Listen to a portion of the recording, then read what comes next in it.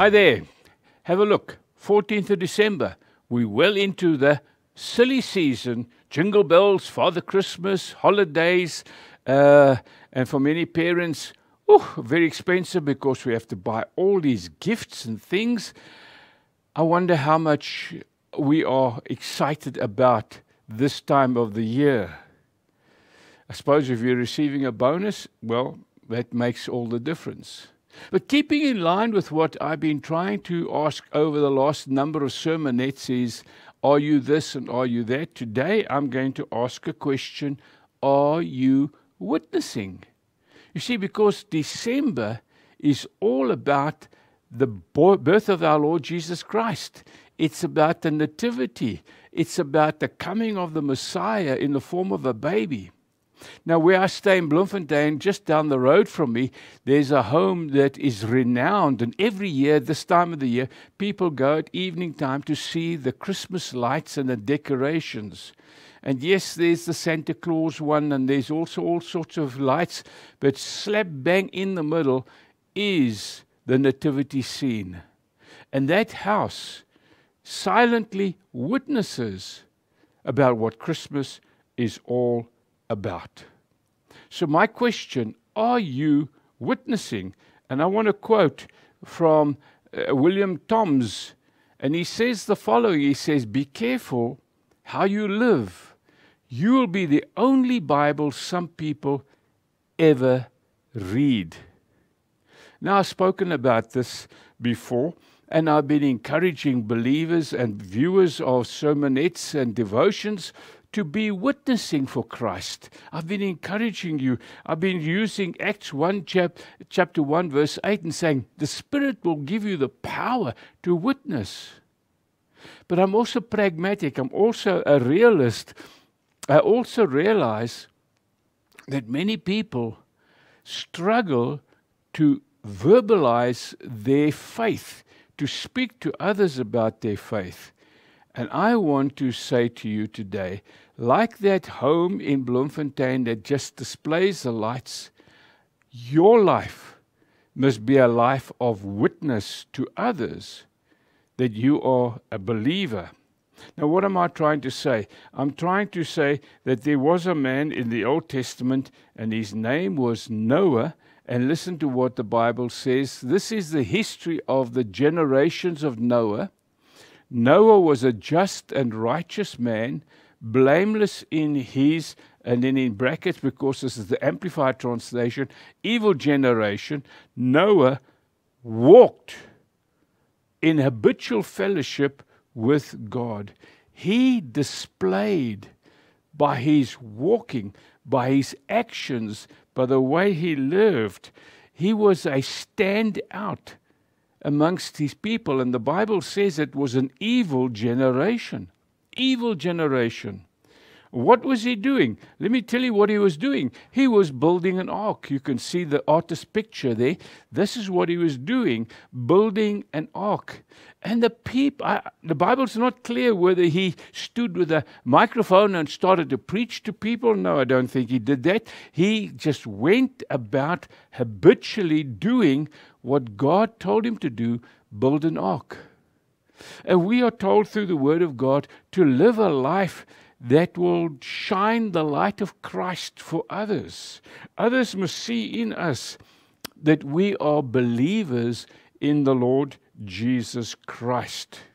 You know, in today's modern day, we'll find a lot of kids walking around perhaps with this hat on. They don't have to tell you what they're depicting. They don't have to tell you that they're happy and they're excited. You can see by the design, it's Christmas.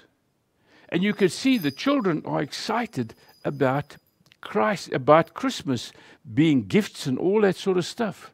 But when people look at you and me, what do they see? He builds there. What did the Bible say? He habitually walked in fellowship with God. He habitually walked in fellowship with God. And this is without even saying it. And you know, when the Bible, when we see that Noah's building an ark, it's estimated that it took him between 75 and 120 years. of building an ark. And the people must have thought he's mad. Where's the water? What are you building this ark for? But he did this by faith. And you see, when we live our lives, we have to live our lives by faith so that others can see we are members of the body of Christ. Not just churchgoers on a Sunday, but we are to reflect who we believe in. Listen to what Hebrews 11 verse 7 says about Noah. It says the following: by faith Noah, when warned about the things not yet seen, God warned him, in holy fear built an ark to save his family. By his faith, now listen to what he did, he condemned the world and became heir of the righteousness that is in keeping with faith.